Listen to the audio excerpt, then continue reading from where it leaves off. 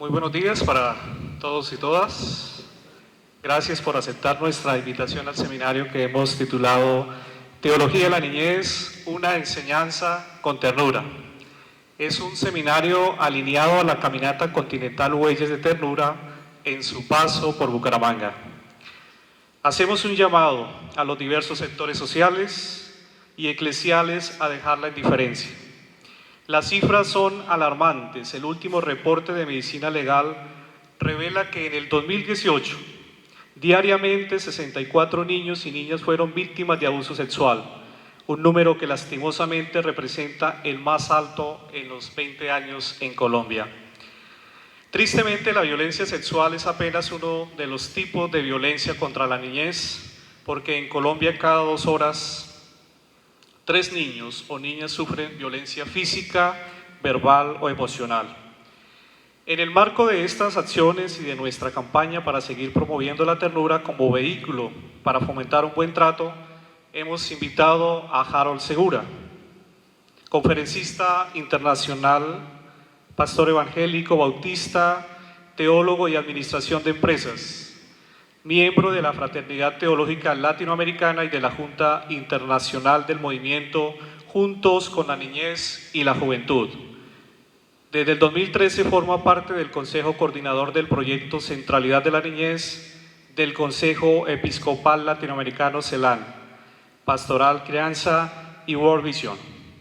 Harold Segura fue rector del Seminario Teólogo Bautista y actualmente es director de Relaciones Eclesiásticas e Identidad Cristiana de World Vision para América Latina y el Caribe.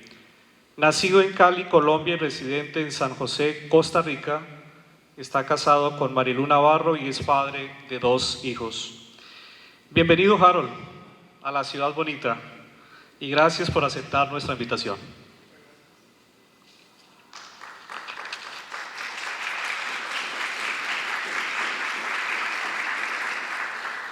Bueno, muy buenos días. Una alegría estar aquí con ustedes. Hace muchos años no venía a Bucaramanga. Yo soy caleño, pero vivo en Costa Rica ya hace 18 años. Fui para la oficina de World Vision para América Latina y por esa razón vivimos en Costa Rica. Pero cada que hay oportunidad de venir a Colombia, lógicamente aprovechamos. Y más para estar en una ciudad donde tengo amigos, amigas, ex compañeros de estudio como el pastor Osvaldo, Graciela, amigos como Sergio, su esposa, personas del Seminario Bautista, pues oportunidad para saludarles y compartir la amistad, el diálogo, conocer nuevos amigos y amigas alrededor de un tema que es de nuestro común interés, que es la niñez. Si estamos aquí es porque nos interesa la niñez, ¿así es? Lo que no sé es qué tanto han escuchado y qué tanta relación han escuchado entre niñez y teología. Pienso que si en Colombia pasa lo mismo que pasa en la mayoría de nuestros países, cuando hablamos de niñez y educación, por ejemplo. Es más fácil, ¿no? Es una relación mucho más conocida. Niñez y educación, niñez y evangelización, sobre todo en los sectores evangélicos hay mucho interés en la evangelización de la niñez, los métodos, casi que es como el único contenido que encontramos para niñez, evangelización. Bueno, niñez y catequesis, pero niñez y teología. Cierto que el tema es relativamente nuevo. Entonces vamos a ver cómo nos va con este tema nuevo.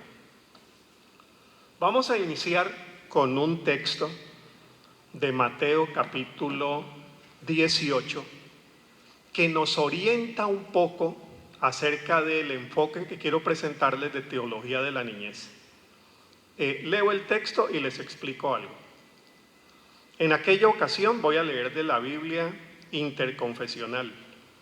En aquella ocasión los discípulos se acercaron a Jesús y le preguntaron: ¿quién es el más importante en el reino de los cielos? Pregunta de adultos, ¿no? Jesús llamó a un niño y poniéndolo en medio de ellos, dijo: les aseguro que si no cambian de conducta y vuelven a ser como niños, no entrarán en el reino de los cielos. Tengamos en cuenta esta sentencia de Jesús porque nos va a ayudar en lo que vamos a decir ahora. Y concluye el maestro: el más importante en el reino de los cielos es aquel que se vuelve pequeño como este niño. Imaginémonos estar en esa situación. Venimos frente al maestro, nos da la oportunidad de hacer una pregunta, sacamos de la manga la pregunta que más nos angustia y la pregunta por la que hemos venido discutiendo es: Señor, ¿quién es el primero entre nosotros? Porque es que ya vamos en el capítulo 18, este asunto se va a acabar pronto y bueno, los planes de sucesión no están muy claros. ¿Quién sigue? Entonces Jesús no responde directamente, digamos, no responde verbalmente, trae a un niño y lo pone en el centro. Y el niño se convierte en el ejemplo del reino de Dios y de lo que los adultos debían ser. Y termina: y el que recibe en mi nombre a un niño como este, a mí me recibe. Tengamos en cuenta ese texto y solamente digamos a manera de introducción que en verdad la teología de la niñez lo que procura es poner otra vez a la niña y al niño en el centro. Porque aquí, seamos o no seamos teólogos o teólogas, sabemos algo o mucho de teología, porque somos personas de fe. Ya caminar con Jesús, tener una fe que nos es común, es de alguna forma haber hecho teología en ese caminar. Pero en el centro de la teología, ¿quiénes han estado? Quienes saben de teología saben que en las teologías latinoamericanas hemos puesto mujeres, afrodescendientes, personas con discapacidad, la tierra, ¿cierto? Teología ecológica, es decir, otros sujetos igualmente muy valiosos, pero niño y niña en el centro, poco lo hemos visto. Entonces, la teología de la niñez es una forma de recordarle a la teología la importancia que tiene la niñez, no solamente como interés académico, sino como una forma de iluminar la fe y la espiritualidad. Es decir, que si llegáramos a poner a la niñez en el centro de la teología, no solamente atenderíamos mejor la niñez, sino entenderíamos mejor la fe y entenderíamos mejor a Dios. Más o menos es lo que está diciendo Jesús en ese texto. Entonces vamos a ir despacio. Como van a quedar algunas inquietudes, prácticamente lo que busco es provocarles a abrir nuevas puertas en este peregrinaje llamado Teología de la Niñez. Entonces vamos a intentar que después de la conferencia usted quede con algún deseo de profundizar, y una bibliografía que sugiero es esta. Hay un libro que tuve el privilegio de escribir ya hace unos 2 o 3 años que se llama Teología con rostro de niñez. Ese libro lo publicó Editorial CLIE. Seguramente hay en algunas librerías, no alcanzamos infortunadamente a averiguar si lo hay en Bucaramanga, pero hay una buena solución. Se compra digital y mucho más barato. Se puede descargar en Amazon, se puede descargar en iTunes, o se puede comprar directamente en la editorial CLIE. Hay otro librito, ese no está en edición digital, pero hay unos piratas cristianos bastante eficaces que lo tienen por ahí en las redes y no habría problema en que usted los ubique, que se llama Un niño los pastoreará. Ya ese es un librito que tiene un poco más de 10 años y ya estamos próximos a hacer una segunda edición. Y hay uno que sale la próxima semana en España que se llama Ternura, la revolución pendiente. Ahí escriben varios autores y autoras católicos, varios autores y autoras evangélicos, y lo editamos la doctora Ana Greller, que es una pediatra, y este servidor. Esos son 3. Pero si ustedes tuvieran interés en investigar un poco más, pues al final yo les voy a dejar la dirección, les vamos a dejar la presentación, o Wilson nos dice dónde se puede descargar y seguimos hablando. ¿Está bien?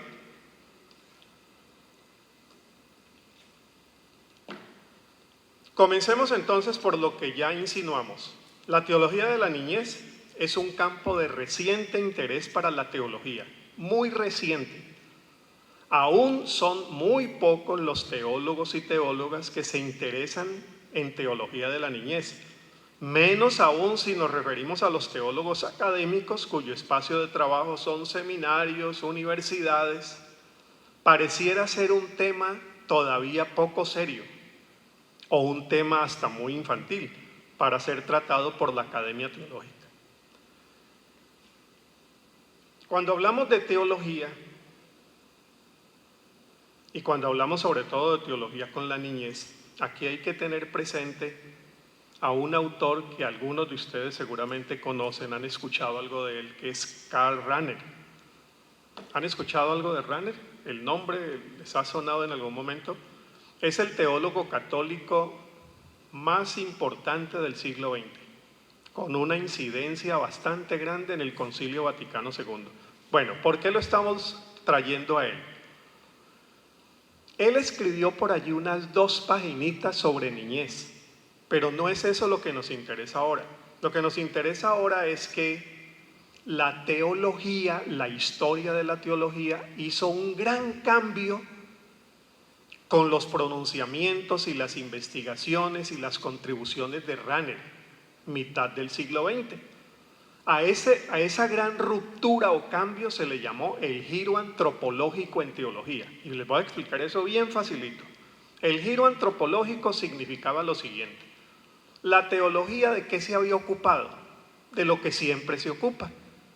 La Santísima Trinidad, la Cristología, en algunos seminarios pentecostales la angelología, la demonología, en otros el ser humano, la iglesia, o sea, esos grandes temas, los grandes capítulos de la teología clásica. Pero con Rahner hubo un cambio. Rahner dice, la problemática teológica no gira en torno a unos hechos y verdades que estén extrañas al hombre, como si se tratara de algo puesto delante de él, exterior a él mismo, la Trinidad, las cosas futuras, el cielo, el infierno, los ángeles. Dice Rahner, las respuestas y los problemas del hombre son los lugares teológicos de la teología. Entonces Rahner dice, oiga, pues va a haber que seguir hablando de la Santísima Trinidad, sin duda. Pues vamos a tener que seguir hablando de la Cristología, vamos a tener que seguir hablando de la eclesiología, pero ¿qué pasa con el ser humano concreto? Claro, Rahner es posguerras mundiales, y después de las guerras mundiales hay una gran decepción en las ciencias, incluida la ciencia teológica, que se pregunta, hicimos miles de tomos sobre Cristología y la Santísima Trinidad y 2 guerras mundiales nos dejan y el Holocausto nos deja, y hay una frustración después de esas experiencias que dicen, ¿y la teología dónde estaba? Entonces hay, espero estarme explicando bien, hay un giro antropológico. Toquemos los temas del ser humano concreto. Bueno, pues por allá cerca de Rahner estaban varios latinoamericanos. Algunos de ellos fueron discípulos de Rahner. John Sobrino, teólogo catalán salvadoreño. Varios de los latinoamericanos escucharon a Rahner y cuando regresan a América Latina dicen, oiga, ser humano concreto. Entonces, sigamos hablando de los grandes temas, pero en América Latina, ¿cuál es el gran tema humano? Pobreza. Y comienzan a hacer teología intentando responder al mundo de miseria, injusticia y desigualdad. ¿Y qué nace? Teología latinoamericana de la liberación. Pero después de teología latinoamericana de la liberación, vienen otras teologías que se preocupan por seres humanos concretos. Entonces las mujeres dicen, está bien, pobres, pero ¿y mujeres en concreto? Entonces nace teología feminista, teología mujerista, y los afrodescendientes dicen, pero nosotros, nace teología negra, teología afrodescendiente. Aquí en Colombia hay, está casi el padre de la teología campesina, ¿no? Aníbal Cañaveral. Dice, pero los campesinos, seres humanos concretos, no siempre nos vemos identificados con las reflexiones de teología feminista. Entonces, no teología campesina, pero noten, ¿qué es lo que se está dando a partir de Rahner? El interés por el ser humano concreto. ¿Hasta ahí vamos bien? Bueno, entonces vamos al diálogo con esas teologías. Son muchas, ¿no? Son muchas. Lo que yo pregunto en la mesa del diálogo teológico es, oiga, ¿y niño y niña? No, pues niño y niña, ¿y de qué se trata eso? Si ya hablamos de mujer, sí, hablamos de mujer, pero ¿cuándo hablaron de la niña? Cuando hablaron de afrodescendientes, ¿hablaron del negrito y la negrita? Cuando hablaron de teologías, personas con discapacidad, ¿hablaron del niño y niña? Entonces hay una deuda de la teología latinoamericana con la población infantil, que por cierto es numerosa, necesitada, es decir, cumple todas las otras características de los otros sujetos teológicos. Necesitados, representativos, numerosos, y niñez no. Con los datos que nos acaba de dar Wilson en el caso de Colombia, ¿cómo la teología no va a interesarse como sujeto teológico, no solamente pastoral, como sujeto teológico en una teología particular que hable de la niñez y en lo posible desde la niñez? Bueno, de eso se trata teología de la niñez. Es nuevo, es nuevo. Venía en el avión ayer leyendo un texto sobre, por cierto, de Viviana Machuca de Bogotá, un texto sobre teología feminista, intercultural, radical y decolonial. Menos mal no les traje ese tema porque yo tampoco lo entiendo y nos demoramos aquí como unas 5 horitas. Me lo leí en el avión y excelente texto el de Viviana. La pregunta que le tengo a ella, mira, ¿y niñez? No aparece niñez por ningún lado, dentro de los muchos sujetos que se trae, pero es que eso no es culpa de Viviana, es culpa de todos y todas nosotras. La teología la hemos hecho desconociendo esos sujetos que no consideramos que deben tener la misma consideración y tener la misma atención que otros sujetos. Muy bien, una última cita y nos vamos con algo más divertido. Claude Boff, han oído, claro, de Leonardo Boff. Este es el hermano de Leonardo Boff. Es perfectamente legítimo hacer teología de cualquier otra cosa siempre y cuando se analice el tema bajo el prisma crítico de la fe. Es decir, no solamente hablar de los grandes temas, sino de estos. Y Clodovil va a decirnos también que se pudiera hablar, por ejemplo, de teología del deporte, ya la hay. Teología de la educación, ¿cómo no? Otras teologías, si uno las está viendo desde el prisma de la fe. Aquí viene la mejor de la frase. Decir pues que la teología solo se ocupa de Dios y excluye cualquier otro asunto es ignorar este principio elemental. Lo que hace a una ciencia no es su asunto, es decir, su objeto material. ¿Cuál es el asunto de la teología? Dios. Pero él dice, pero eso no solamente hace la ciencia teológica, sino el modo de tratar el asunto, el objeto formal. Yo he leído varias veces esta frase y nunca la he entendido bien. Es compleja, pero lo que está diciendo en resumidas cuentas es esto. El objeto material de la teología es Dios.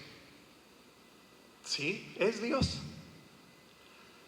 Pero hay estos otros que él llama objetos formales: niñez, mujer, deporte, trabajo, que son mirados desde la perspectiva de la fe.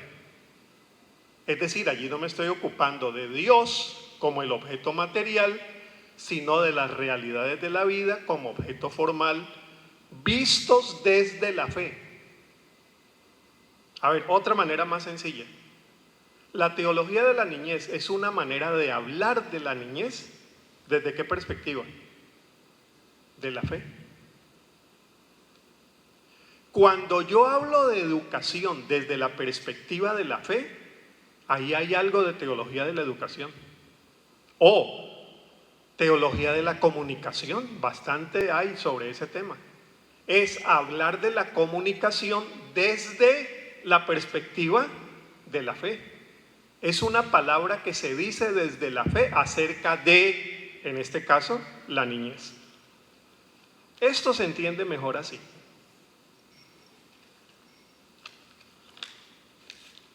¿Les gustan las cartas?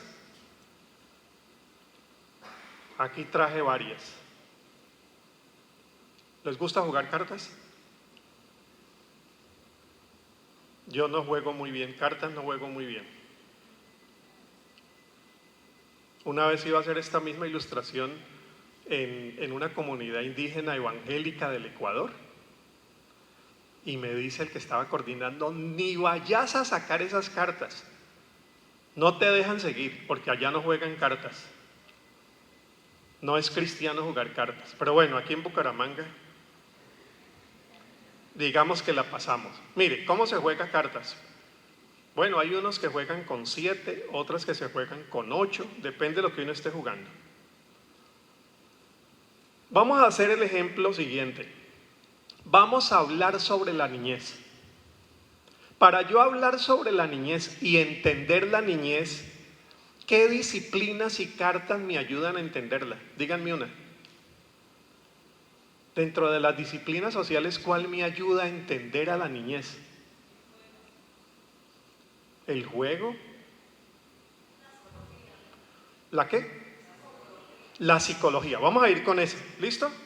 Esta es la psicología.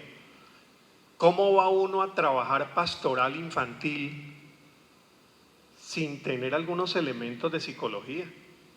Pues muchos lo hacen, pero si usted acude a la psicología le va a dar unas sugerencias que le van a ayudar mucho en su pastoral y en su ministerio. Otra, pedagogía. En el campo evangélico sí que estamos atrasados en pedagogía. Estamos muy atrasados. El campo pedagógico se necesita actualizarlo para comprender también y poder hacer un ministerio y una pastoral mucho más efectiva. Otro.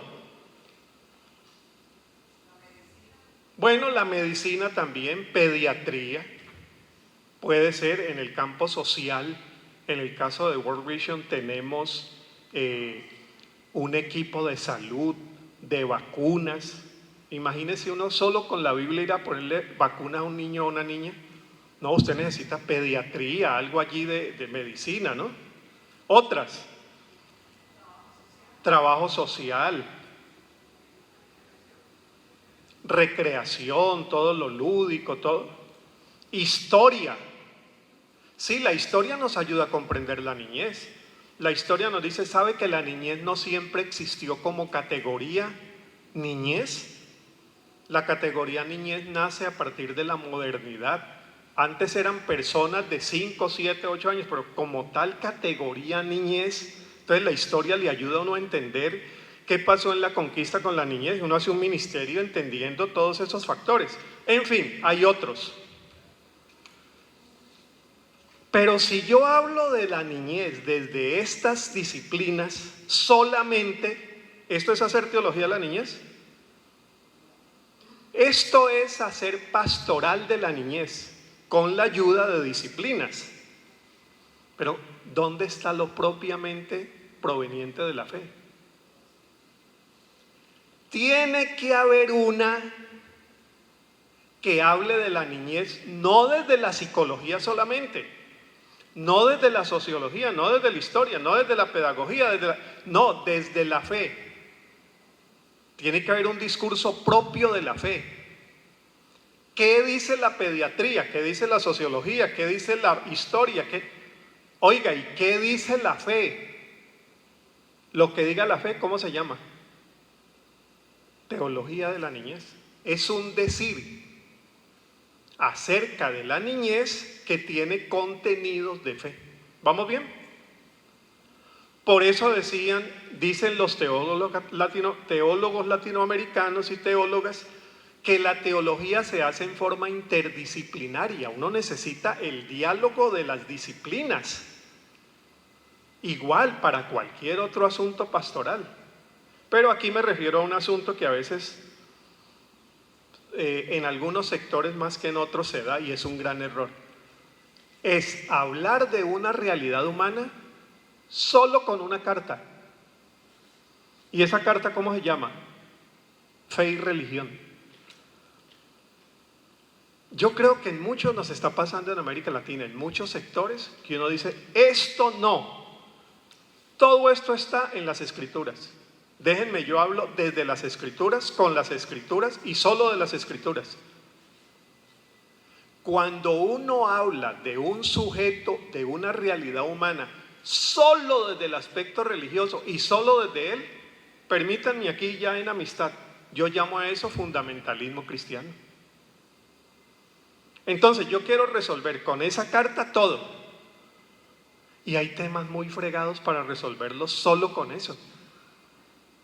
Porque hay temas que las Escrituras y la historia de la teología no han tratado. Temas antropológicos, temas de comportamiento humano, de derechos humanos. Y hay gente que me dice, derechos humanos no, la Biblia solo. Pues bueno, como somos teólogos, yo digo que la teología es el haz. Brilla sobre las otras, pero ¿quién va a jugar solo con el haz? Ni porque le den 7 haces, ¿cierto? Mal juego. Si a uno le salen 7 haces, yo me imagino, algunos de ustedes pueden ser hasta taúres y me van a enseñar ahora, uno con 7 haces no hace mucho. Uno tiene que ponerle los otros. En resumen, ¿qué es la teología de la niñez vista así? Pues es una forma de hablar de la niñez desde la perspectiva de la fe, en conversación crítica, dialéctica con las otras disciplinas. Pero nos está faltando teología de la niñez, porque hay muy poca, para poder hablar desde esa perspectiva. Miren, en cualquier momento si hay alguna participación, por favor. Otra ilustración. Vamos a usar esta.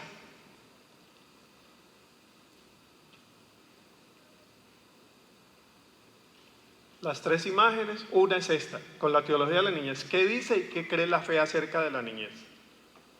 Y la segunda que les quiero mencionar es esta. Vamos a pasar de los naipes de las cartas a la lupa. La teología, me parece a mí, tiene algo muy parecido a una lupa, porque es una forma de ver las realidades desde un ángulo particular que nosotros ya llamamos el ángulo de la fe. ¿Está bien? Lo que pasa es que con teología de la niñez y con estos otros que llaman sujetos emergentes pasa algo. La lupa, el que mira, siempre está por encima de la lupa. Obvio, ¿cierto? Siempre está por encima de la lupa. Así yo voy para arriba o voy para abajo. Bueno, con teología de la niñez es una forma de leer la niñez desde la perspectiva de la fe. Ya lo dijimos, pero atención aquí. El sujeto que miro, me mira. El sujeto que miro, me mira. Atención aquí, porque entendemos mejor el pasaje de Mateo 18. ¿Quién miró a los discípulos? La niñez. ¿Y cómo los dejó? Muy mal. Es decir, queriendo uno aprender de la niñez, uno aprende de la niñez. Entonces, la teología de la niñez es una forma de ver a la niñez desde el ángulo de la fe y dejar que la niñez mire la iglesia, mire la teología, mire la pastoral y nos diga una palabra. Entonces, el que mira es mirado. Por lo tanto, hacer teología de la niñez no es solamente una forma de entender a la niñez, sino, aquí vamos a entrar en el tema de la espiritualidad, es un riesgo de dejarse mirar y descubrir frente a la niñez para que la niñez nos entregue también su mensaje y nos diga algo. En el texto, ¿quién tiene que enseñarle a quién? ¿El adulto al niño? No, en el texto Jesús dice, y si ustedes no lo atienden, ustedes van a tener problemas con el reino de Dios. ¿Quién está mal? El adulto. Y parece que lo que anda mal no es solamente la niñez y que tengamos que salir a caminar por ella. En teología de la niñez se dice, quien está mal es el mundo adulto y la niñez algún día debería tener una caminata de la ternura a favor de los pobres adultos que pueden estar hasta más fregados que los niños y niñas. El adultocentrismo, perder la calidez de la vida, perder la alegría de la vida, perder la sencillez, es decir, el mundo adulto, si fuera mirado por la niñez, como la niñez es una metáfora del reino, el mundo adulto tendría mucho que pensar y dejarse transformar. Por eso la teología de la niñez es una forma de espiritualidad que se deja ver a la luz de la niñez para que la niñez le diga, ¿y nosotros qué tendríamos que hacer? Cuando se habla de teología de la liberación, sujeto, personas pobres. Personas pobres versus personas opresoras. ¿Cierto? Ese es el binomio. Afrodescendientes, frente a un mundo blanco y occidental que ha dominado. El binomio es afrodescendientes y otras personas. Pero cuando hablamos de niñez, el otro mundo es ¿cuál? El mundo adulto.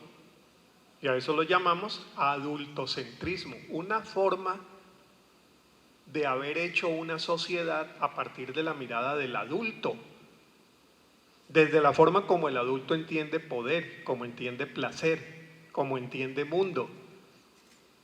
Si hiciéramos más teología de la niñez, encontraríamos más motivos para nosotros cambiar sociedad, familia e iglesia. Porque ¿cómo se organiza la iglesia? Católica y evangélicas.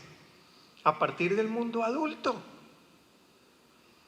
Y no estoy hablando solamente de la liturgia, que ya es bastante adulta, no, sus formas de poder es a partir del mundo adulto. Entonces Jesús dice, si ustedes miraran aquí, entenderían mejor el reino. Estos tienen mucho del secreto del reino para enseñarles. Y bueno, finalmente, la tercera ilustración. Ya casi viene.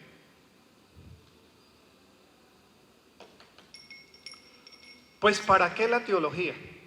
Esto sí lo traemos ya desde la tradición latinoamericana. Toda teología aterriza en una acción de compromiso. La teología latinoamericana dice ver, juzgar, actuar. Uno ve la realidad, la juzga a partir de la fe, pero ¿en qué termina? Actúa. Por lo tanto, una buena teología de la niñez nos lleva como una campanada a hacer algo. ¿Qué es lo que hay que cambiar? ¿Por quién es que hay que salir a caminar? Me acabo de dar cuenta de la realidad de la niñez en Colombia, violencia, La teología me ha ayudado a leer esas realidades a partir de la fe. Hay que hacer algo.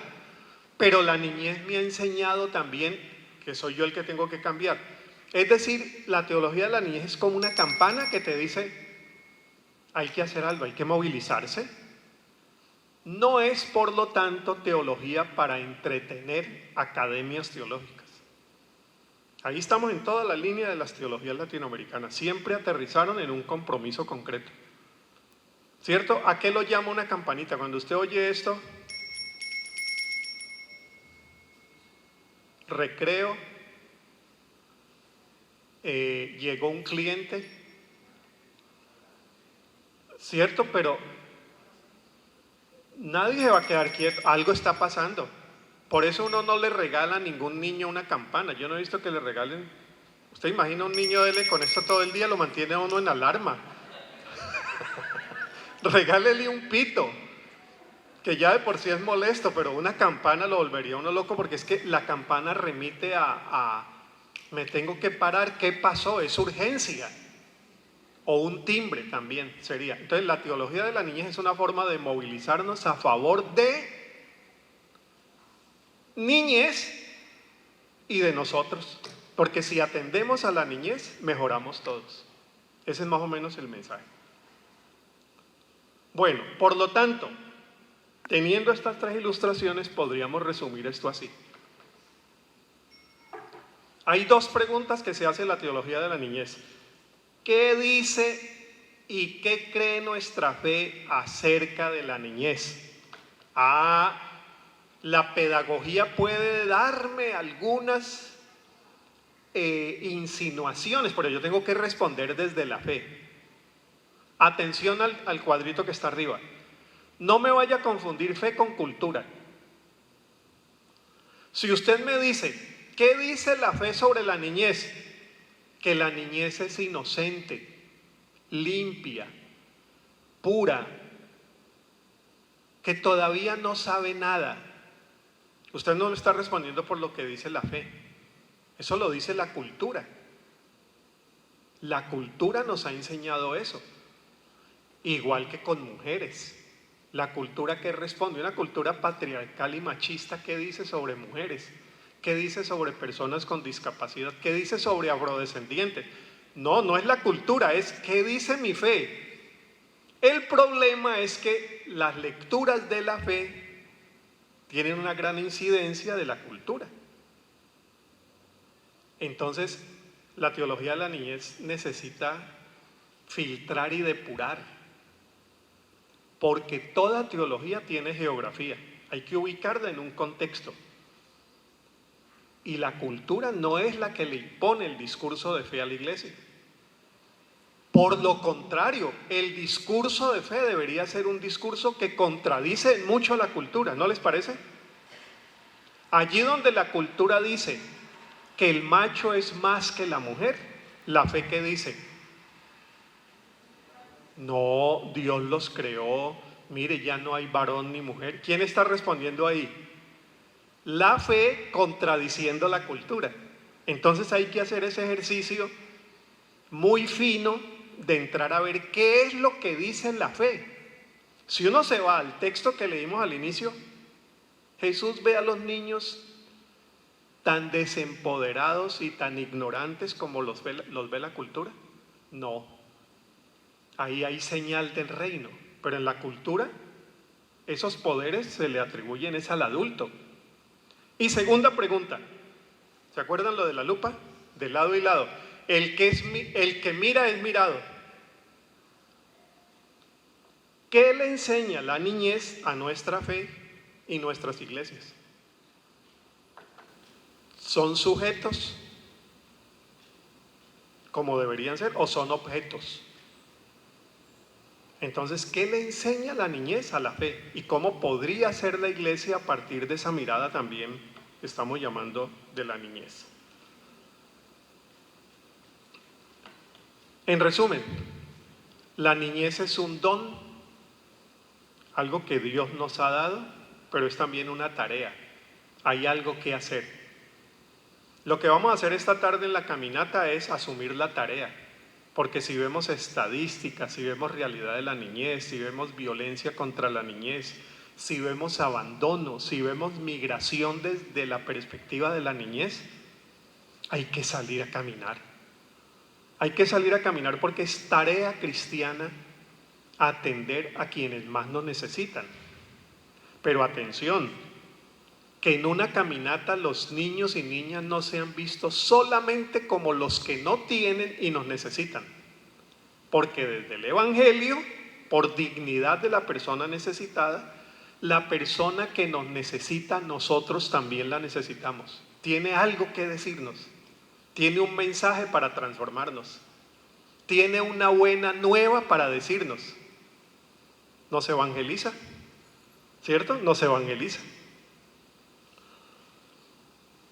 Yo he puesto lo que he dicho en esta próxima. ¿Qué dice la fe? ¿Qué nos dice la niñez? Y ahora la campana. Y con las dos respuestas anteriores, ¿a qué nos llama? Si siguiéramos ese curso elemental, yo creo que tendríamos sociedades diferentes, iglesias diferentes y familias diferentes. ¿Te imaginas una familia organizándose a partir de la mirada de la niñez?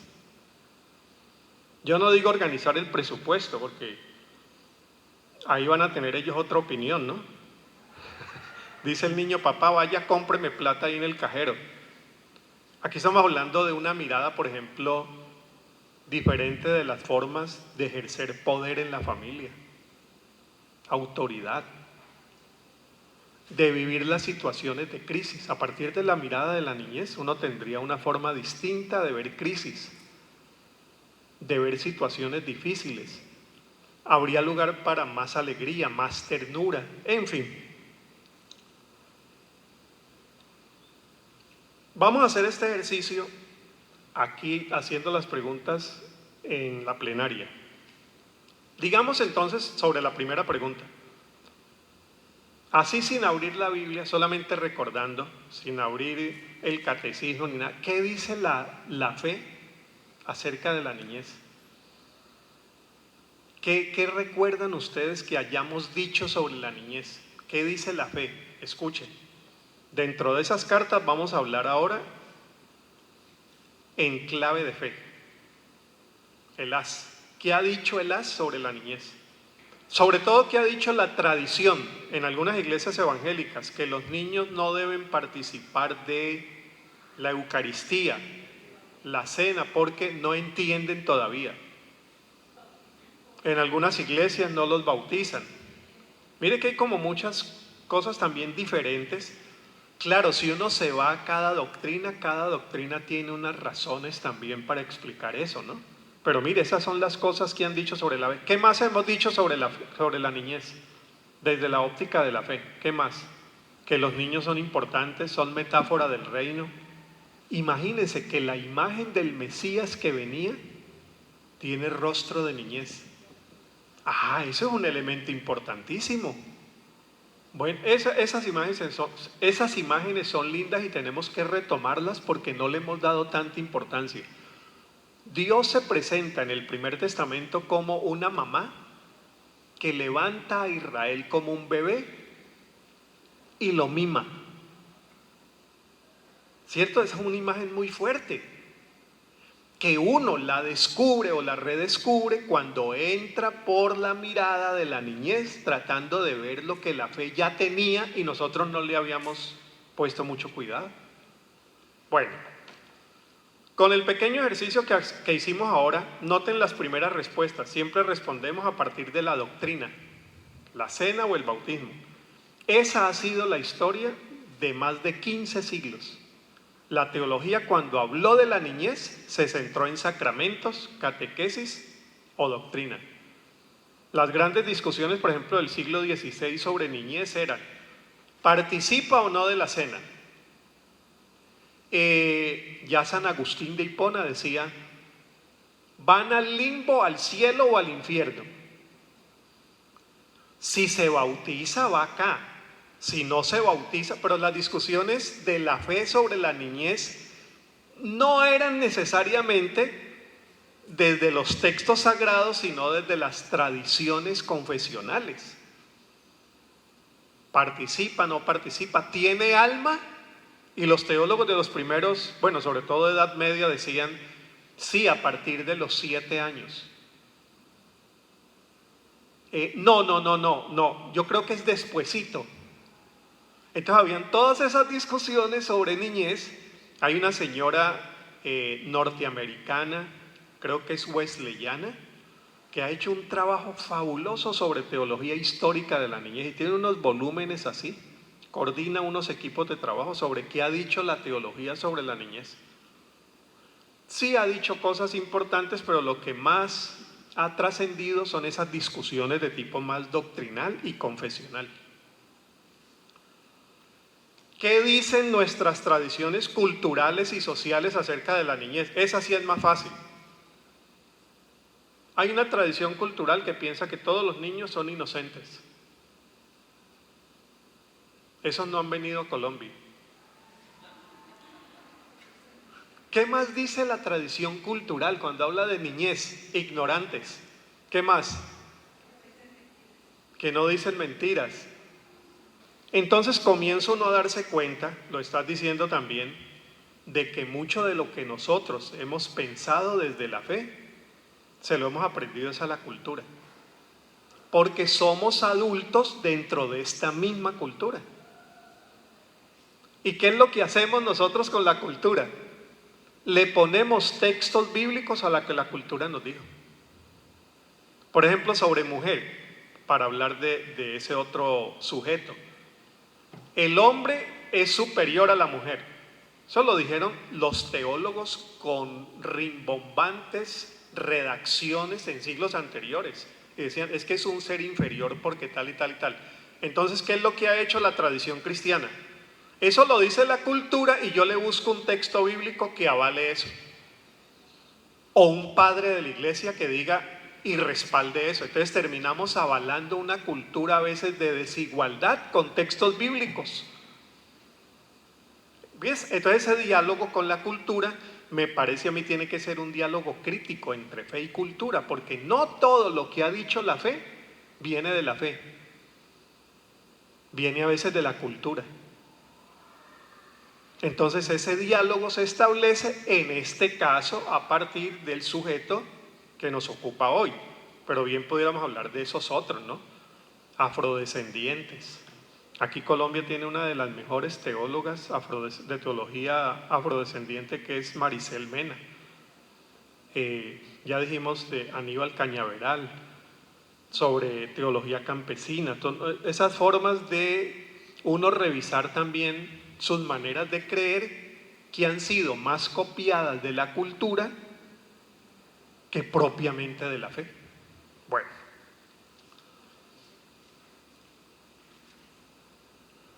Vamos con la primera pregunta. Vamos muy bien de tiempo. Vamos muy bien de tiempo. Entonces vamos con esas 3 preguntas. Estoy formulándola a partir de las 3 preguntas. El desarrollo lo estoy formulando así. ¿Qué dice la fe? ¿Qué nos dice la niñez a la fe? Y con esas 2 respuestas, ¿a qué nos llama? ¿Qué es lo que hay que hacer? Porque uno no responde esas preguntas solamente para entretenerse. No, eso lo hicieron los teólogos de hace muchos siglos. Por cierto, no tengo el dato exacto de la fecha, pero hubo una época en la historia que mientras pasaba algo horrible en toda una región del mundo y estaban explotando bombas de las guerras, los teólogos encerrados en sus torres de marfil discutían cuántos ángeles caben en la punta de un alfiler, cuántos ángeles se pueden parar en la punta de un alfiler. Estaban discutiendo eso y el mundo estaba afuera matándose. Eso es lo que llaman discusiones bizantinas. Sucedió en Bizancio. Entonces aún nosotros usamos esa expresión, ¿no? Discusión bizantina, cuando uno discute algo que no tiene nada que ver con lo que está pasando. Entonces aquí en Teología de la Niñez, pues no discutimos solamente para entretenernos, sino para entender qué tendríamos que cambiar cómo nuestras pastorales tendrían que reenfocarse, cómo nuestras escuelas dominicales evangélicas tendrían que ser más integrales, y cómo entender que ya hicimos pastoral con la niñez por 50 años y ya esos modelos están rancios. Hay que introducir nuevas perspectivas, la perspectiva social, nuevas pedagogías, nuevos protagonismos de niños y niñas dentro de la comunidad eclesial. Bueno, y cosas que yo creo que estamos entrando en un buen momento en esas preguntas y que tanto Iglesia Católica como iglesias evangélicas y otras están poniendo también en el centro de la discusión. Yo creo que estamos avanzando lento, pero estamos avanzando muy bien. Voy a dar unas respuestas solo como insinuación, porque ustedes podrán explorar y aumentar más. Voy a dar a esa primera pregunta unas 2 o 3 respuestas. Lo que dice la fe. Cuando decimos lo que dice la fe, ¿de dónde lo dice la fe? Las Escrituras. Lo que ha dicho la historia de nuestra fe, que han dicho antes padres de la iglesia, reformadores, contrarreformadores, esos que forman parte de la fe, que han dicho. ¿Qué hay en las declaraciones de fe, de doctrina? ¿Qué hay en los tomos? ¿Qué se ha dicho? Los pronunciamientos de nuestras autoridades. Teniendo en cuenta todo eso, por ejemplo, la fe dice que la niñez forma parte de la historia narrada en las Escrituras. En muchos casos, cuando aparecen niños y niñas, aparecen como protagonistas del acontecimiento bíblico. Tengámoslo en cuenta porque eso ha estado en las Escrituras, pero no le hemos dado tanto cuidado, no le hemos puesto tanto cuidado. Hágase este ejercicio y yo ya lo hice hace varios años. Y lo hice cuando no había Google. Lo hice a mano, con concordancias impresas. Busque cuántas veces aparece en la Biblia niño, niña, mozuelo, mozuela, bebé, muchacho, muchacha. Todos esos términos que nos lleven a ese sector que estamos tratando aquí y la sorpresa que se va a dar. Eso ahora con Google o con todas estas versiones electrónicas de la Biblia es facilísimo. Pone uno niño. Entonces, haga el ejercicio así. Mire qué se dice del niño. Y lo primero que estamos afirmando aquí, uno lo va a comprobar. Que en la historia, en las historias y en las narraciones bíblicas, la niñez es protagónica de muchos de los acontecimientos. Por ejemplo, Éxodo.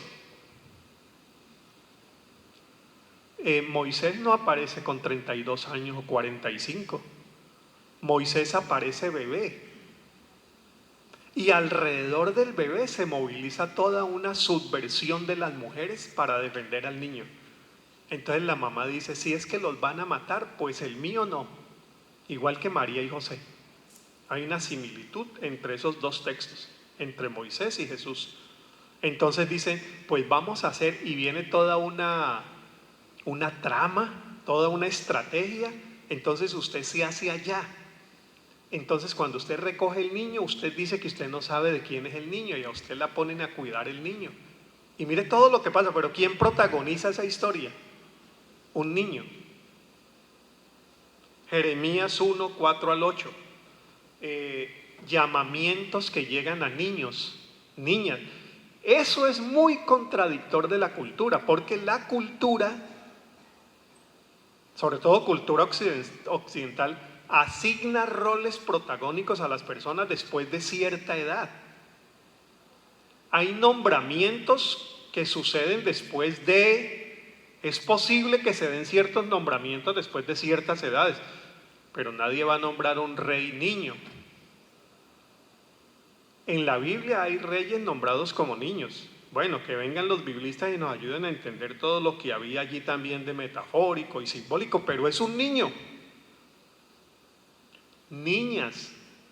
O vámonos al Nuevo Testamento. Esta gente, ¿qué hacemos con esta gente? Son muchos, hay que darles de comer, han caminado varios días. El mensaje mío es un mensaje que atiende las necesidades pues del alma, pero hay que darle de comer porque eso es parte del evangelio. Vaya y compren comida. Señor, ¿y cómo vamos a sacar tanta plata? Mire lo que tenemos.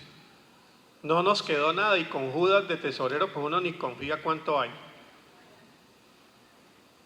¿Quién salva la tanda? ¿Quién salva el todo? ¿Quién protagoniza la respuesta que viene? Un niño que trae su lonchera. Lo que pasa es que cuando leemos esos textos, los leemos desde la mirada del adulto. Entonces uno ve los 5.000 con hambre, el maestro que los quiere alimentados, los discípulos que no tienen cómo, los discípulos que reparten y el muchachito se pierde. Y el muchachito es la clave. Entonces aparecen de una manera que nosotros los hemos desaparecido, pero ahí han estado. Entonces habría un elemento muy importante para el trabajo de protagonismo infantil hoy. Dejemos esto allí y avancemos, porque como les digo, son insinuaciones. ¿Qué nos dice esto? Señor, soy muy niño para que me llames. ¿Y recuerdan la respuesta que le da el Señor a Jeremías? No digas, no, ya estás listo. Ya estás listo. ¿Qué nos dice eso? Vayamos a otro asunto. Los niños y las niñas tienen un especial valor para Dios y se interesa por el bienestar integral de ellos y ellas.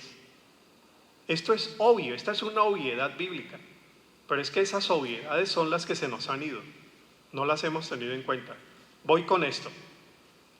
En Génesis 21, ese es un texto paradigmático. Aquí estamos frente a un niño que es abandonado. El niño llora y dice, y Dios escuchó el llanto del niño. Lindísimo ese texto. Y Dios escuchó el llanto del niño. Y dice, hay que hacer algo. Léanse todo el texto cuando lleguen a casa.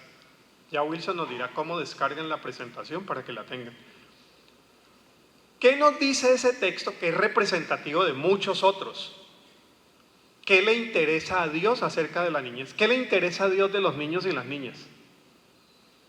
Y se va a dar uno cuenta que a Dios le interesa cosas que a la iglesia no le han interesado. En muchos sectores de nuestra fe hay iglesias que se interesan solo en el alma del niño y la niña.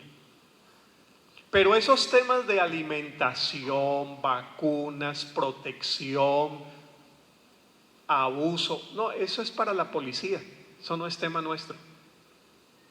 Pero se da uno cuenta que en toda esa narración bíblica a Dios le interesa que no tienen que comer, por ejemplo. Hay abusos sexuales en la Biblia. ¿Y cómo los mira Dios? Comenzando que los registra en el texto sagrado. Ya eso es mucho, ¿no? Es muy importante entender eso. Hay abusos sexuales que aparecen en la Biblia y aparecen con una minuciosidad que a uno lo sonroja. El texto bíblico denuncia visibilizando esos problemas, cosa que aún en nuestra cultura se esconde. Nosotros vivimos ahora en Costa Rica y mi esposa trabaja con personas que han sufrido trauma. El tema de violencia intrafamiliar en Costa Rica es muy grave.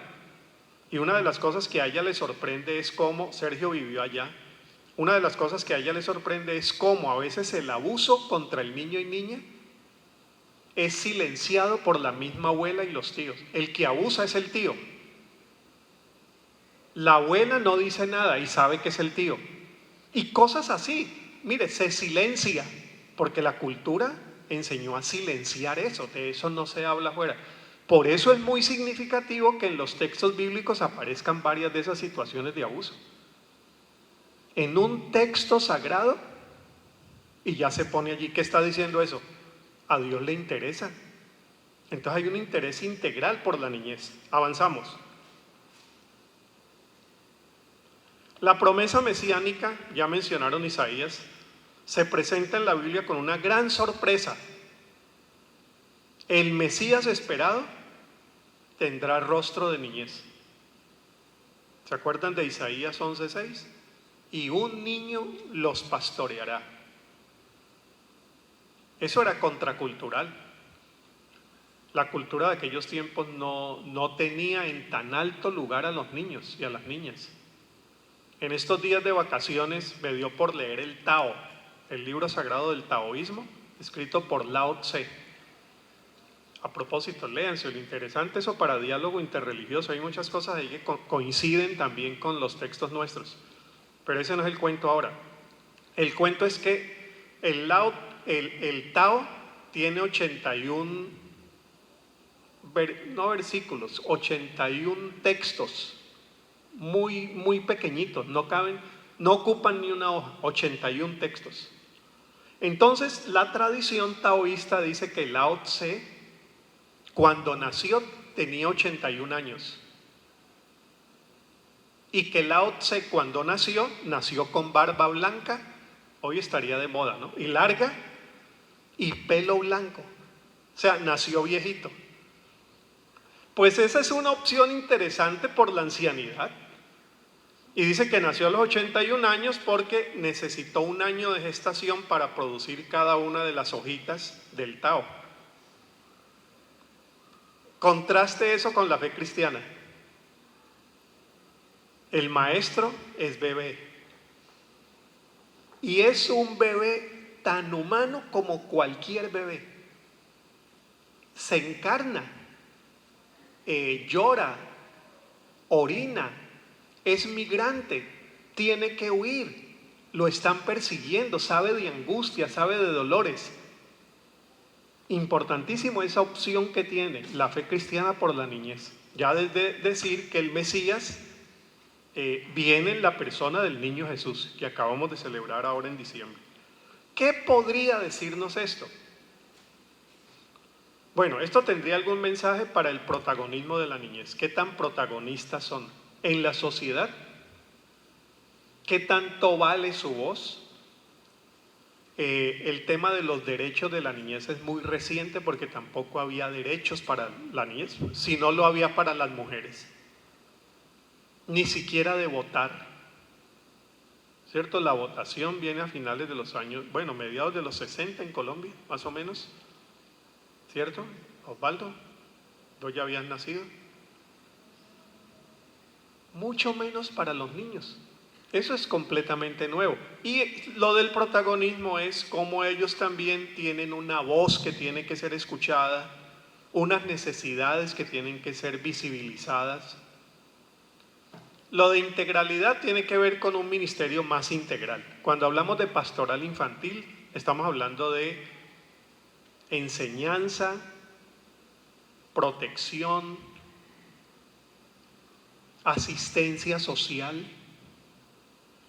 interés por los derechos de la niñez y el respeto de esos derechos. Tendríamos una lista allí que agregar a los ministerios infantiles o pastorales infantiles. ¿Qué hemos dejado por fuera que tendríamos que incluirlo? Y opción preferencial. Cuando hablamos de opción preferencial estamos hablando de esos sujetos que Dios privilegia y los convierte incluso en metáforas del reino. Aquí un paréntesis también teológico. Cuando se habla de pequeño, en verdad no solamente se está hablando de niño y niña, se está hablando de aquellos que han sido marginados de los centros de poder, que en el caso de Jesús eran niños y niñas, huérfanos, viudas y forasteros. Después entran enfermos, después entran pecadores, que son los sectores sobre los cuales Jesús tiene su mirada muy atenta y el ministerio se desarrolla principalmente allí. Y dice que esos últimos serán los primeros. Hay unas opciones de parte de Dios. El domingo pasado estuve en una comunidad cristiana hablando del texto de la presentación de Jesús. Y ese texto es lindísimo porque ahí aparece la opción de los pequeños. Pero el pequeño es el niño que traen al templo, pero pequeños son dos ancianos que ya están al final de su vida y aparecen allí niño y anciano, Simeón y Ana, ¿se acuerdan? Uno no puede hablar que la opción por los pequeños es solamente la opción de los que tienen 8 años para abajo. No, es de lo que es tratado como pequeño e insignificante en este mundo. Vámonos con la segunda pregunta. Hasta aquí, si hubiera algún comentario, hay oportunidad para hacerlo. ¿Algún comentario o algo que quisieras agregar a lo que hemos venido diciendo? Eso de qué dice la fe, ahí pudiéramos agregar varias cosas más en esa lista. He puesto 3 como insinuación. Y la tarea es darnos a investigar qué dice la fe, no la cultura, acerca de la niñez. ¿Qué dice esa carta que se las? ¿Qué decimos nosotros en el diálogo con la sociedad a partir de la fe? Bueno, vamos con la segunda pregunta. Segunda pregunta. Vámonos ahora al otro lado de la lupa. Ya vimos desde aquí. ¿Qué vemos? ¿Qué decimos? Ahora vamos a ver que la niñez nos vea. El que mira es mirado. Vamos a ver cómo nos mira la niñez. ¿Qué le enseña y qué le dice? Bueno, comencemos por el texto más conocido. Mateo 18. Los niños y las niñas ilustran lo que es el reino de Dios. Y por lo tanto nos invitan a la conversión personal, eclesial, social y otras conversiones. Incluiría familiar.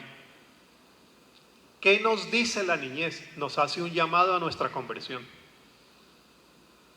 Aunque el adulto se siente, incluso decimos mayor, al niño le decimos inferior, infante. Averigüe de dónde viene la palabra infante. Entonces lo tratamos como aquí está el que sabe, este es el que no sabe. Este es el que puede ayudar, este es el que necesita ayuda. Pero en Mateo 18 Jesús invierte, dijimos, esa escala y dice, en verdad son ustedes los que necesitan ser enseñados por la niñez porque ellos ilustran lo que es el reino. Aquí los que necesitan cambiar son ustedes. Aquí los que necesitan cambiar son ustedes. Ustedes recuerdan que aquí tuvimos un poeta que hacía poemas para niños y niñas y escribió varios libros infantiles, José Aníbal Niño. No podía mejor que darle ese apellido a él, ¿no? Él tiene un poemita muy cortito que dice, ¿qué voy a hacer cuando sea niño? Y el poemita va diciendo, yo que me la sé toda, yo que creo que soy el mayor, yo. Entonces termina haciéndose esa pregunta. Cuando yo sea niño, parece que la aspiración no es que el niño llegue adulto para realizarse, sino que el adulto también mire al niño y diga, ¿cómo podría yo también invertir mis maneras de vivir, mis escalas de valores, mis formas de ver autoridad, poder, alegría, recreación, ternura? ¿Qué mundo nuevo pudiéramos inventar a partir de ese modelo de reino que es modelo puesto como niñez? ¿Qué nos dice eso? Creo que para la iglesia tiene muchísimo que enseñar, una iglesia extremadamente adulta, nuestras jerarquías, nuestras formas de autoridad. Necesitamos un nuevo liderazgo en las iglesias más por ejemplo, más juguetón, menos protocolario, menos aferrado al poder, más alegre, más lúdico. Tantas cosas que pudiéramos reinventar de las maneras de ser iglesia. Y uno diría, bueno, ¿cuál ha sido el modelo de la iglesia, ¿no? ¿Cómo la cultura ha penetrado tantos esos modelos de organizar autoridad, de organizar aún los auditorios? Hay uno que tiene la autoridad, el otro que no tiene. En fin, habría muchas reflexiones que hacer a partir de eso de que la niñez esconde un secreto riquísimo para la transformación de la vida. Segundo, la niñez representa la opción de Dios por las personas pequeñas y débiles. Ya les hice el paréntesis ahora que nos viene muy bien para este segundo punto. Cuando la Biblia habla de pequeñez, no solamente habla de niñez, habla de todos esos sectores tratados como, o mejor, excluidos del centro del poder, que decíamos en el caso de Jesús son niños y niñas, forasteros, viudas, huérfanos, y después se agregan otros pecadores, enfermos. Entonces hay una opción. Dios tiene unas opciones por aquello que la iglesia generalmente no optó. La iglesia optó por el poder, la iglesia optó por la autoridad, la iglesia optó por la seriedad. Bueno, hay unas formas aquí también, incluso para los educadores que están aquí, que tienen siempre que estudiar sobre epistemología. La niñez introduce nuevas formas de aprender y de saber. Hay unas epistemologías que la cultura nos ha enseñado son racionales, lineales, férreas. A partir de la niñez se enseña que hay otras formas de saber que son más horizontales, más participativas, más lúdicas. No es esa razón occidentalizada, sino que la niñez nos abre posibilidades de nuevas formas de saber. Y esto tiene un mensaje para ciencias sociales y ciencias en general, el tema de la epistemología. Cómo la niñez abre otras formas de conocer y de saber. La niñez nos llama a reconsiderar nuestra escala de valores sociales, eclesiales y políticos. Aquí la pregunta es, mire, ¿quién está primero? Para los planes de gobierno, ¿quiénes son los que están primero? Para la iglesia, ¿quiénes están primero? Esa pregunta es muy bueno hacerla. Estaba en Guatemala y me dijeron, mire, aquí en Guatemala, no, la realidad es, estamos hablando de otro tema, pero salió eso de la inversión en niñez. Decían, Harold, en Guatemala la inversión del Estado para la niñez son $10 al día. Una de las niñeces más pobres de todo el continente, $10 al día. Bueno, examine cómo estamos en Colombia. La inversión ha subido, pero ¿cuáles son las inversiones prioritarias? Eso muestra el desarrollo de una sociedad. Una sociedad que prefiere salvar bancos a salvar niños y niñas con desnutrición. Estamos en una sociedad que invirtió completamente el valor. Aquí todo el mundo se pone nervioso si un banco va a quebrar y le hacen la inversión para que un banco no quiebre. Claro, el banco nos quebró a todos y ahora hay que salir para subsidiar el banco.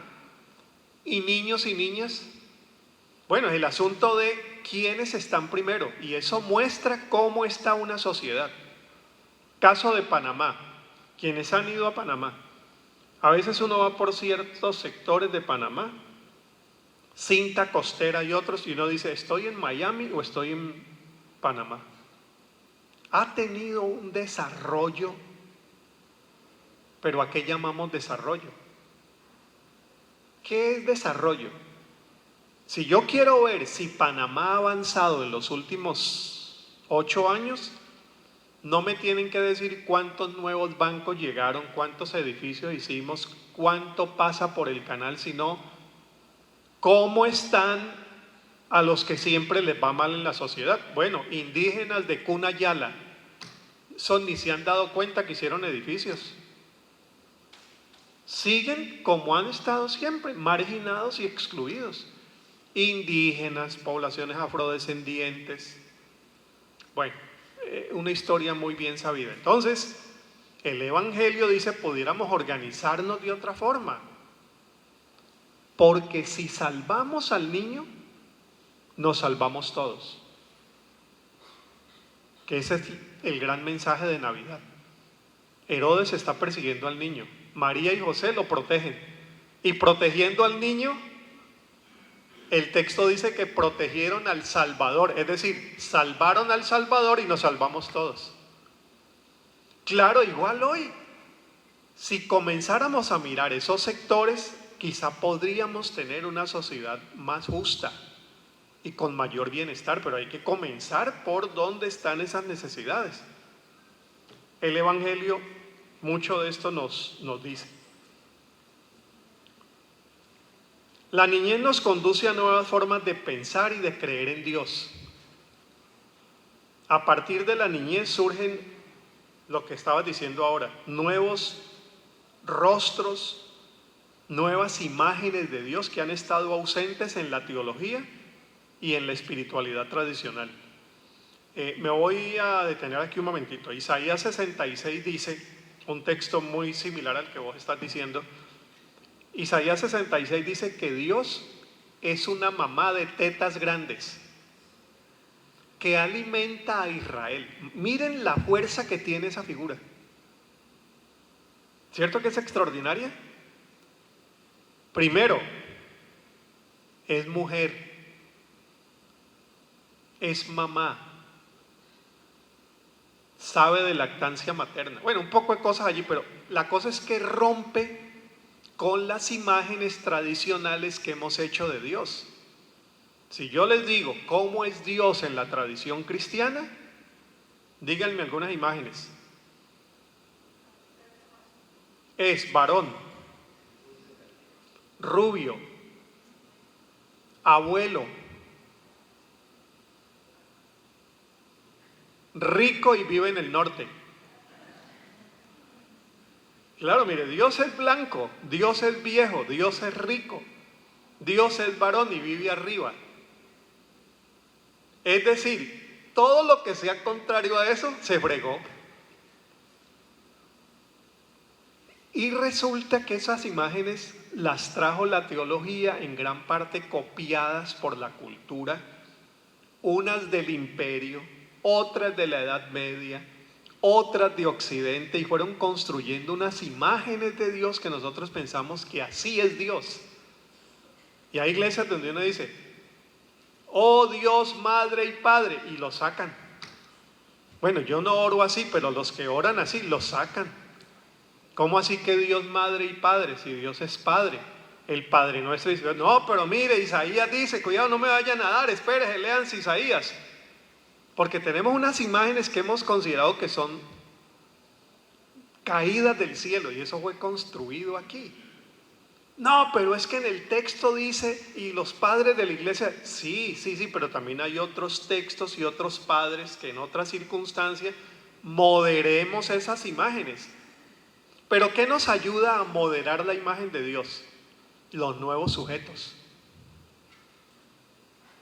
Por ejemplo, Maricel Mena, teóloga afrodescendiente, nos descubrió algo que nosotros jamás pensábamos que había en la Biblia: negros y negras. Todavía, cierto, uno se pregunta, ¿hay personas negras en la Biblia? Sí, hay, más de las que pensamos, pero no las hemos visto. Claro, es que Dios es blanco, uno termina viendo para dónde, para dónde está el blanco. Adulto, descuidábamos niño. Entonces, a partir del rostro de niñez, aquí hablo como pastor, mire, pudiéramos tener una fe más saludable, porque el Dios que heredamos de Occidente es un Dios rígido, serio, implacable, acartonado, no se echa un chiste nunca, es un papá viejo y medio amargado. Dios es así. El Dios que nos presenta Jesús es, y Pablo dice, Abba, Padre. Pues mire, Dios también es poeta, alegre, pero eso habría que irlo buscando desde esa perspectiva que decíamos ahora. La niñez comienza a ver la teología y dice, oiga, se les olvidó, y descubrir rostros que serían más saludables para nuestra psicología cristiana. Mucha de nuestra psicología traumatizada viene de unas imágenes de Dios que no nos han ayudado a relacionarnos con Él de una manera más humana, más cercana. Si uno toma el texto de Isaías que leíamos o mencionábamos, pues se da uno cuenta que allí hay una imagen de Dios muy distinta, el Dios amigo, el Dios que cuida, el Dios que protege. Y como la imagen de Dios la vino a definir Jesús, pues pudiéramos a partir de los evangelios, perdón, cuatro evangelios, no cuatro evangélicos, mirar cómo es Dios a partir de Jesús, cómo es Dios a partir de Jesús, lo que Él dice, lo que Él hace, y creo pudiéramos ganar muchísimo para nuestra vida, nuestra fe y nuestra manera de ser iglesia. Algunas cosas para tener en cuenta. Bueno, son representación del reino, muestran el lugar de las personas débiles, y esto de los nuevos rostros de Dios me gusta mucho, y aquí pudiéramos extendernos con muchos textos y muchas referencias de padres de la iglesia, de reformadores del siglo XVI. Yo me interesé mucho en los 500 años de la Reforma Protestante por ver, por ejemplo, Lutero y la niñez. ¿Qué dijo sobre la niñez? Encontré más sobre el Lutero niño, un niño a veces maltratado y con unas figuras de Dios que lo asustaban. Había mucha superstición. Entonces, ¿qué dijo él después? Y sobre todo, ¿cómo trató él a su niño Juanito y a sus hijas? Entonces, buscar todo eso es recrear también nuestras maneras de hacer y de vivir la teología. Ahora sí.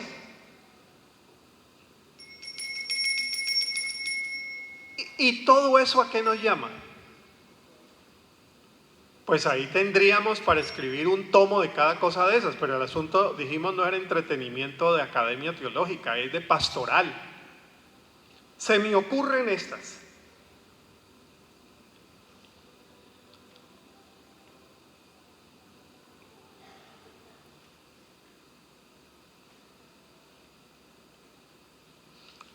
Lo que la Biblia enseña acerca de la niñez nos convoca a un ministerio infantil o un ministerio eclesial más integral.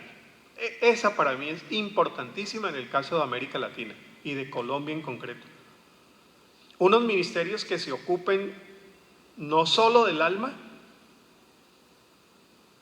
se ocupen del niño integral, bienestar integral de la niñez.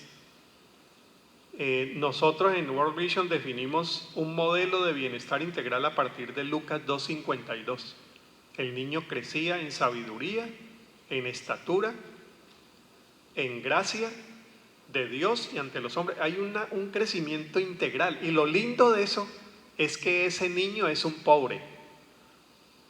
Como si el Evangelio nos estuviera diciendo: el desarrollo integral no es para los que van solo a los colegios privados de $1,500 al mes. Es para todos, es posible. Ahí hay un niño pobre, migrante, perseguido, que crece en todo. Es posible. ¿Cómo? Bueno, el ministerio de la iglesia tiene que aspirar a que la niñez de su comunidad crezca en estatura, crezca en gracia para con Dios, gracia para con los hombres, crezca en todo, espíritu, cuerpo, alma, relaciones, sociedad, que no solo trabaje dentro de la iglesia. ¿Cómo podemos hacer contactos con organismos que están trabajando a favor de la niñez?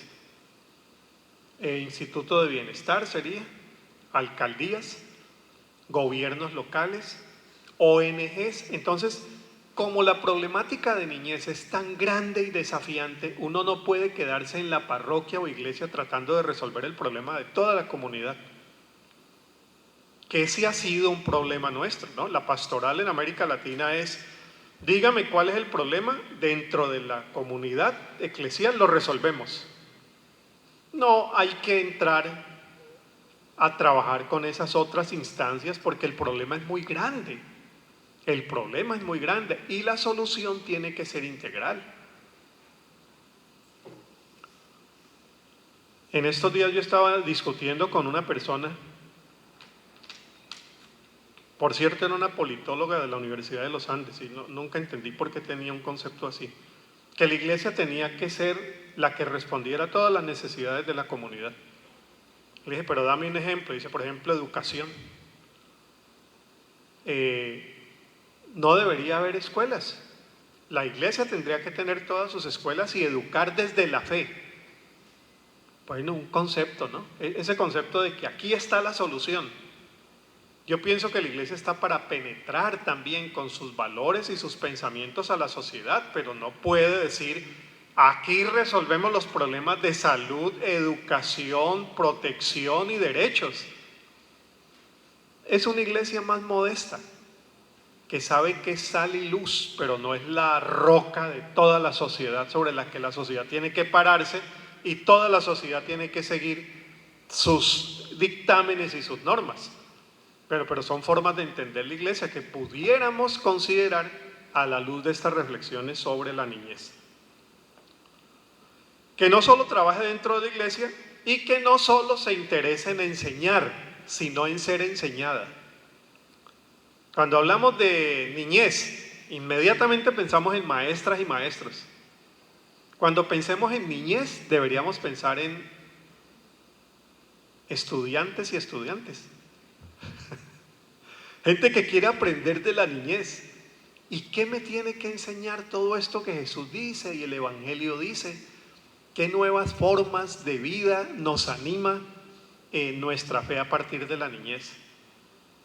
Una forma más sencilla de eso es, tenemos siempre niños y niñas cerca, ¿cierto? En las iglesias, en la familia.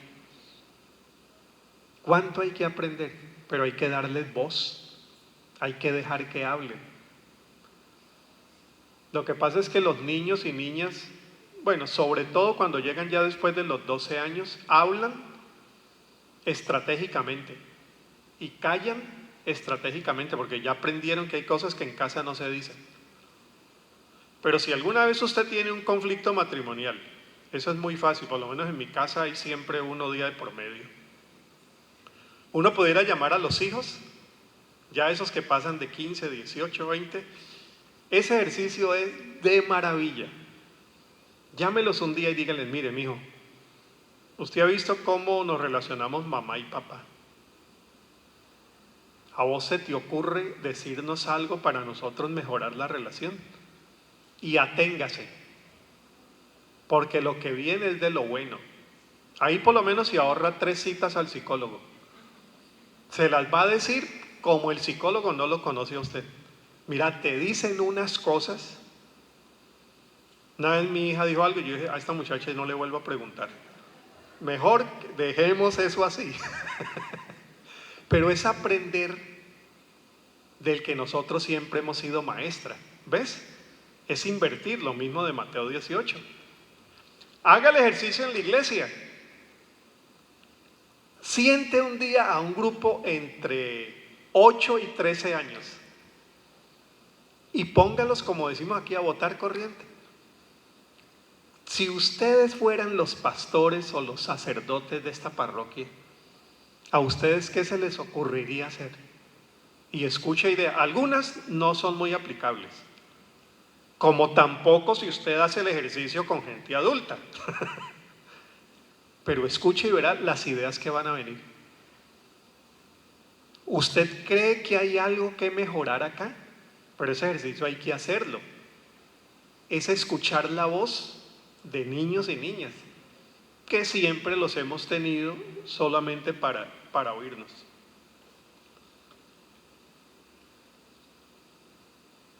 Lo que la Biblia enseña acerca de la niñez nos lleva a preguntarnos, ¿quién es nuestro modelo de fe?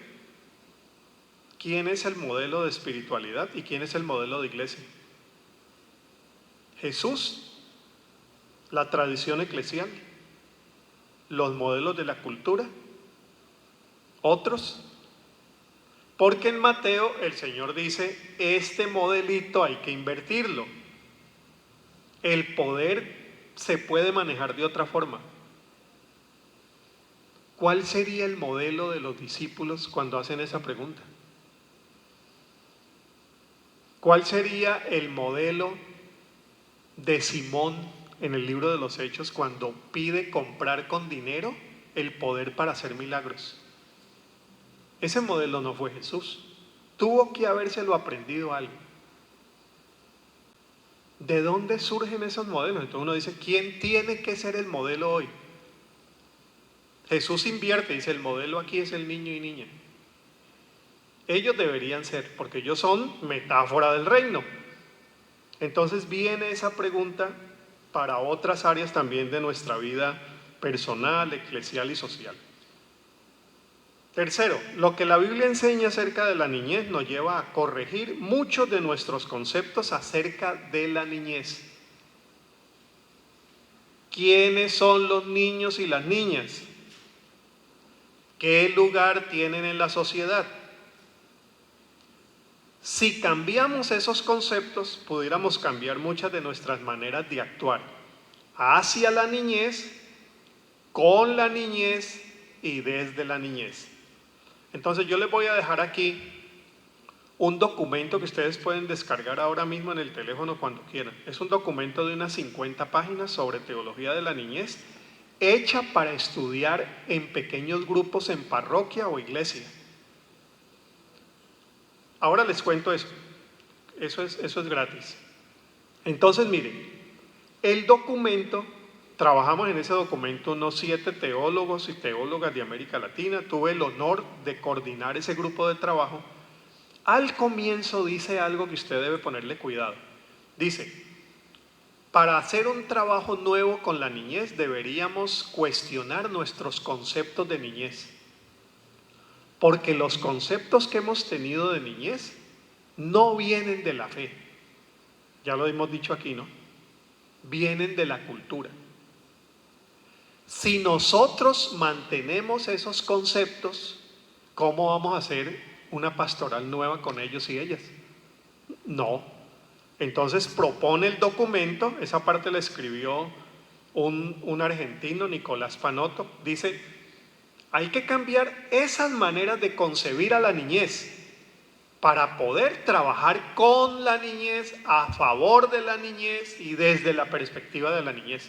Él habla de la relación concepto-acción. Una de las versiones de la Biblia en Filipenses, la Dios habla hoy, dice, cambia tu manera de pensar para que cambie tu manera de vivir. Hay esa relación, no siempre esa relación se da, pero en muchas cosas esa manera de pensar nos impide a veces una manera de actuar. Claro, si yo sigo viendo al niño como inferior, insignificante, pues ¿cómo voy a actuar? Excluyéndolo. Eso ha hecho la sociedad, pero somos llamados a una nueva manera también de relacionarnos y trabajar con ellos y ellas. Cuando hablamos de adultocentrismo, que es un tema grande, ¿no? Es una forma de concebir el adultocentrismo como patrón de la cultura, es el que nos ha dicho cómo son niños y niñas. Han estado equivocados. El adultocentrismo, en pocas palabras, dice un especialista, hace referencia a una categoría moderna que designa una relación asimétrica, desigual, de poder entre adultos, niños, niñas, adolescentes y jóvenes. Ha habido una desigualdad donde el poder está de parte de adultos y aquí el resto de la población más joven y niña. Es una manera de ver el mundo. El adultocentrismo es una manera de ver el mundo, de relacionarse, de construir relaciones basadas en un universo simbólico, esos conceptos, y un orden de valores propios de una manera de concebir el mundo patriarcalmente. En este orden, los criterios biológicos subordinan o excluyen a los niños y los jóvenes por su edad. ¿Sabe o no sabe? Eso no se discute, usted tiene 4 años. ¿Tiene voz o no tiene voz? Eso no se discute, usted tiene 4 años. Lo que pasaba en la generación anterior, ¿no? Cuando los adultos hablan, los niños callan. Y en mi casa era peor. Yo de niño hablaba, mi hermana no. Imagínense todo lo que hay detrás de eso, ¿no? El niño hablaba, la niña no. Bueno, todo eso pudiéramos nosotros revisarlo a la luz de lo que hemos estado hablando. Esto nos da para una misión más integral, más holística. El Papa Pablo VI en Evangelii Nuntiandi, ya año 68, decía una evangelización integral. Y con el Papa Francisco, pues eso está ahora en unos términos mucho más pertinentes. En el caso de iglesias evangélicas, ha habido sectores que impulsan una misión más integral, más comprometida también con su sociedad. Fidelidad a Jesús. A partir de niñez recordamos que el modelo es Jesús, incluido el Jesús niño. Y cambiar conceptos para modificar acciones. 12:10, vamos muy bien, Wilson. Me quedan 20 minutos, pero usted me dijo que me iba a llevar a comer cabrito, eso es mejor. Vamos a terminar con este texto. Miren despacito este texto. Está en Génesis. Pero Jacob le dijo, iban en una caminata, ¿no? Mi Señor sabe que los niños son débiles y que tengo ovejas y vacas recién paridas. Si se les fatiga, en un solo día pueden morir todas las ovejas. Van en toda la travesía. Ese texto lo usaste en estos días. Entonces van en una travesía. Jacob va allí con sus compañeros y dice, mire, yo veo que ustedes van como muy rapidito. Vayan porque es que llevamos niños y llevamos animalitos. Si vamos al ritmo suyo se me van a morir, los niños se van a cansar. Y le hace esta propuesta. Ruego a mi Señor adelantarse a su siervo, que yo iré. Y a poco, al paso del ganado que va delante de mí y al paso de los niños, hasta alcanzar a mi Señor en Seir. Qué lindo ese texto, ¿no? Si usted tiene mucho afán, dele. Yo voy aquí al ritmo de los animalitos y los niños. Llego más tarde, pero llegamos todos. UNICEF en su plan de desarrollo y sus planes de proyección, lo mismo que los objetivos de desarrollo sostenible, están hablando de un mundo donde nadie se quede atrás. ¿Han oído eso? Y se nos están quedando los niños y las niñas atrás. Se nos están quedando los indígenas, los afrodescendientes, los migrantes. En ese ritmo hay muchos que se nos están quedando atrás. Y teología de la niñez es una forma de recordar que si vamos al ritmo de niños y niñas, no solamente ellos se salvan, sino que llegamos todos y llegamos bien. Muchísimas gracias. Voy a pasarles a Wilson la dirección. Aquí hay algunos lugares también donde me pueden encontrar. Podemos compartir algunos otros recursos. Y el texto que les voy a dejar se llama Dejad a los niños venir a mí. Pistas bíblico-teológicas sobre la niñez. Ustedes lo pueden descargar en este sitio, Movimiento con la Niñez y la Juventud. Entra a internet y busca Movimiento con la Niñez y la Juventud. Movimiento con la Niñez y la Juventud. Ahí se va a la pestaña que dice documentos. Y en documentos busca las pistas. Están en español, en inglés, portugués y francés, en los 4 idiomas. Hicimos más o menos unas 50 páginas y le pedimos a unos educadores de la Universidad Nacional de Costa Rica que hicieran una mediación pedagógica y hay 5 estudios, 5 guías para estudiar en grupos, todo ese material. Eso está completamente gratis. Movimiento con la niñez y la juventud. O habría una forma más fácil, pistas bíblico-teológicas de la niñez. Y de pronto le pone coma Harold Segura, de pronto hasta me conocen y sale más rápido y hasta más barato. Muchísimas gracias, ha sido un honor estar aquí con ustedes. Gracias por su atención, por la participación, por su interés, y muchas gracias a World Vision aquí en Bucaramanga, a Wilson, a su equipo de trabajo que nos está acompañando, y un honor estar aquí y participar esta tarde en la caminata. El Señor les acompañe y les bendiga siempre. Muchas gracias.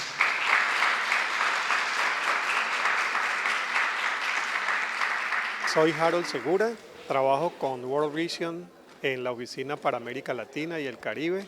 Estamos presentes en 14 países de América Latina y yo tengo la oportunidad y el privilegio de trabajar en un área que se llama Fe y Desarrollo, trabajando con Iglesia Católica, iglesias evangélicas, sectores protestantes, grupos interreligiosos, con solo un propósito de que nuestras comunidades de fe sean más pertinentes para la realidad de América Latina y trabajemos sobre todo en un énfasis que tenemos junto a otras organizaciones de trabajar a favor de la protección de la niñez.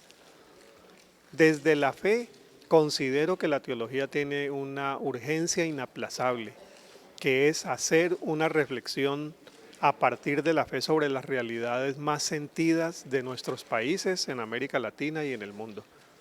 La teología debe tener geografía, por lo tanto la teología debe preocuparse por lo que a Dios le interesa, las realidades que más nos duelen, las realidades más sentidas en nuestras poblaciones más vulnerables, el caso de migración, caso de violencia contra la niñez. Yo creo que son temas que atañen a la teología por la sencilla razón de que pertenecen a nuestra fe y están en el mismo corazón de Dios. La teología puede hacer mucho, puede hacer muchísimo también, quizá más, nuestras familias, las formas como nos relacionamos papá, mamá, cómo administramos autoridad, cómo entendemos el poder. Yo creo que la familia pudiera contribuir a una sociedad más igual, más justa y sobre todo con niños y niñas más protegidos y protegidas, si desde el mismo círculo familiar podemos desarrollar también conceder un mayor valor a niños y niñas, tratarles como seres humanos que merecen todo nuestro respeto, nuestra atención, que tienen una voz que decir y sobre todo que tienen necesidades que debemos atender. Nuestras familias, si es que de verdad tenemos una preocupación firme y seria por la familia debería ser protagonista de unas formas de compromiso social más atentas a las realidades que está viviendo nuestro mundo. Eso se aprende no en el seminario, eso se aprende allí en la mesa del comedor, en la casa, sirviendo al prójimo y sobre todo modelando en nuestras relaciones de familia lo que Jesús quiso para nuestra familia y nuestro mundo, un mundo justo, donde todos tengamos lugar y donde todos recordemos que siendo imagen y semejanza de Dios tenemos todo el valor.